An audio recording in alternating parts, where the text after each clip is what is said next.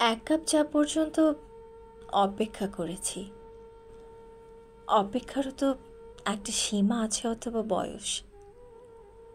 আমি কি এখনো স্কুল পালানো কিশোরী ঝোপে ঝাড়ে শেষ ঘন্টা পর্যন্ত দাঁড়িয়ে থাকব? আমার শেষ ঘন্টা বেজে গেছে সেই কতকাল। দপ্তরিরা ঘুমোতে গেছে। এখন হাজার রকম ব্যস্ততা আমার। এখন বড়জোর কারো জন্য এক কাপ চা পর্যন্ত অপেক্ষা করতে পারি। এখন কুশল জিজ্ঞাসা ছাড়া দুদণ্ড সময় নেই।